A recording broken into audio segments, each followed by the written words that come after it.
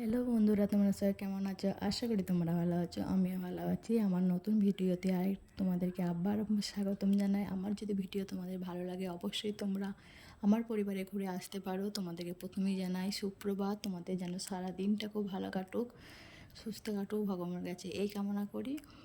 তো তোমাদের সাথে কিছু আমার রোজকার রুটিন শেয়ার করি। আমি কি সারাদিন কী করি। সকালবেলায় ঘুম থেকে উঠে তোমরা দেখতে পেলে প্রণাম করে আমি বিছানা থেকে প্রতিদিন নামি। তারপরে কি করব, নিজের ঘরটাকে একটু তো অগোছালো হয়ে যায়। তারপরে নিজের ঘরটাই সকালবেলা আমি এই টাইমটাই পাই যে নিজের ঘরটাকে একটু ভালোভাবে গুছিয়ে নেওয়ার জন্য। তাই জন্য বিছানাটা ভালোভাবে পেতে নিজের ঘরটাকে গুছিয়ে নিলাম। আচ্ছা, তোমাদেরকে আরেকটা বলি, শুভ বিজয়ের অনেক অনেক শুভেচ্ছা, ভালোবাসা। বড়দের আমার প্রণাম, ছোটোদের ভালোবাসা জানাই। তোমাদের পুজো কেমন কাটলে অবশ্যই তোমরা আমাকে কমেন্টে জানাবে। তোমাদের পুজো কেমন কাটেছে, কোথায় কোথায় ঘুরতে গেছো অবশ্যই কমেন্টে জানাবে। আর বলি তারপরে তো কী করবো, ঘরটা পরিষ্কার করে ভালো গোছগাছ করে নিচ্ছি, তোমরা দেখতেই পাচ্ছ। আর আমি একটু খুঁতখুঁতে টাইপের, আমাকে ভালোভাবে পরিষ্কার করতেই হয়। প্রতিদিন তো করতেই হবে, একদিন বন্ধ থাকলে হবে না। যদি কোনো দিনও শরীরটা খারাপ থাকে সেদিনে না, পরের কথা, সেদিনে করি না। তাছাড়াও আমাকে প্রতিদিন করতে হবে, ভালো করে আমাকে প্রত্যেকটা দিন আমার ঘরটাকে বাগাতে হবে। তারপরে ঘরটা বাগিয়ে নেওয়ার পর বিছানাপত্র ভালো করে বাগিয়ে নিলাম। তারপরে তোমরা দেখো আমি তারপরে নিচকে চলে এসেছিলাম খানিকক্ষণ বাদে। তারপরে দিদিভাই ছিল ওই ঘরটায়, দিদিভাইয়ের সাথে একটু গল্প করে নিচে গেছিলাম। আমি ঘুম থেকে উঠেছিলাম তোমার তখন বেজে গেছিলো 8টা। তারপরে 8টার পর দিদিভাইও দেরি করে ওঠে, যেহেতু দিদিভাই বলতে আমার ননদ, সে এখন আমাদের এখানেই আছে, এখানে এখন আছে এখানে। তাই দুজন মিলে একটু গল্প টল্প করে দুজন মিলে তারপরে একসাথেই নিচে গেছিলাম। দিদিভাই খানিকক্ষণ বাদে গেছিলো, আমি একটু আগে গেছিলাম। দিয়ে তোমাদের এখানে ঘরটাকে আমার বাগানো হয়ে গেছে। আর ওই যে দেখতে পাচ্ছ, এটা আমার টেডি বিয়ার, ওটা দিদিভাই আমাকে দিয়েছে গিফট। ওটা বেশিরভাগ সময় আমার কাছেই থাকে। তারপরে ঘরটাকে ভালোভাবে পরিষ্কার করে বাগিয়ে গুছিয়ে আমি চলে গেছিলাম নিচে একটু জল গরম করতে। আমি সকালে উঠে লেবু জল খাই, তার জন্য জল গরম করতে চলে গেছিলাম। জল গরম দেখতেই পাচ্ছ, আমাদের রান্নাঘরটা খুবই ছোটো, তোমরা বুঝতেই পারছো।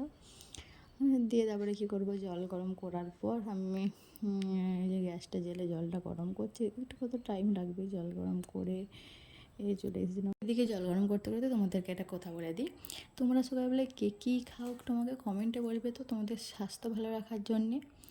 আমি তো সকালবেলায় উঠেই প্রথমে লেবু জল খাই, তারপরে লেবু জল খাই, তারপরে চা খাই। আর তোমরা কে কী খাও অবশ্যই বলবে।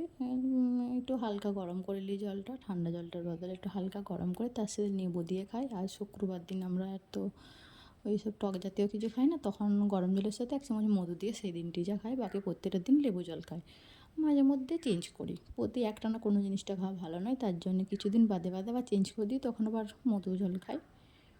তারপরে লেবু জলটা বসে বসে জানলায় বসে বললাম, এবার তোমার বাইরের প্রকৃতি দেখতে দেখতে এখানটায় আমি প্রতিদিন বসে বসে লেবুর জল খাই। তোমাদের দাদাই বলে তোমার এখানটায় না বসে কি লেবু জল খাই জানো? আমি বলছি না, ওই জানি না, বাইরের প্রকৃতি দেখতে দেখতে সকালবেলায় বাইরের প্রকৃতি দেখতে দেখতে আমার লেবু জল খেতে খুবই ভালো লাগে।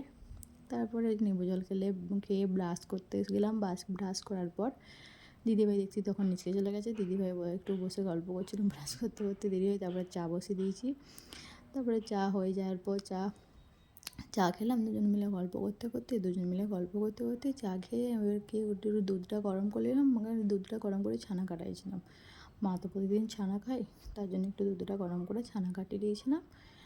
আর আমাদের দুধ ভাতের সাথে আমরা খাই, তাই জন্য তোমাদের ছানা কাটানোর পর এবার কী করবো বলো। আমরা বেশি কিছু তো সেরকম কিছু না, আমি না একটু কাকুদের বাড়ির দিকে বেড়াতে গেছিলাম, পাশেতে কাকুদের বাড়ি, সেখানে একটু বেড়াতে গেছিলাম। কাকুদের বাড়ির দিকে কাকুরা কী করছে, তারপরে কাকু আমাকে ডাকলো একবারটি আয়। তারপরে ননদিনী যা গাছ লাগায়, প্রচুর গাছ, সেই গাছগুলো দেখতে গেছিলাম। দিয়ে তোমাদেরকে একটা ভিডিও করেছিলাম, ননদের গোলাপ গাছে গোলাপ ফুলে অন্য একটা গাছে লাগিয়ে তোমাদেরকে সেই ভিডিওটাও করে দেখালাম। তারপরে দেখলাম আমাদের এখানে সেইটাই উঠতে এখানটা করে একটা সুন্দর ডেকোরেশন আমরা করে রেখেছি, যেখানটাতে ঠাকুর কিছু গাছপালা আছে। আমাদের এই জায়গাটা একটু নোংরা হয়ে গেছিলো, একটু ঝোল আরে হয়ে গেছিলো, তার জন্য আমি বেশি সময় আছে যেহেতু আজকে তাহলে পরিষ্কার করে নিই, তার জন্য পরিষ্কার করে নিয়েছিলাম। পরিষ্কার করলাম, ঠাকুরগুলোকে নামিয়ে আসতে করে পরিষ্কার করলাম, গাছগুলোকে একটু জল দিলাম, পরিষ্কার করে দিয়েছিলাম। দিয়ে দেখো তোমাদেরকে দেখাচ্ছি, এখানে গণপতি বাবা আছে, আমাদের মহাদেব আছে, দুজনেরকেই প্রণাম জানাই। তারপর পরিষ্কার করে আমি চলে গিয়েছিলাম স্নান করতে, কারণ আমি আজকে পুজো করব। আজ ছিল লক্ষ্মীবার, মা বললো তুই আজকে পুজোটা কর, মা রান্না বান্না করছিলো, তার জন্য আমি চান টান করে চলে এসেছিলাম, একটু পায়ে আলতা পরছিলাম। আমি দেখেছি আমার শাশুড়ি মা প্রতি লক্ষ্মীবার দিন চান টান করে নাচড়ে সিঁদুর পরে পায়ে আলতা পরে পুজো করতে পারে, সেরকম আমিও যেহেতু আজকে পুজো করবো তাহলে আমিও পায়ে একটু আলতা পরে নিচ্ছিলাম।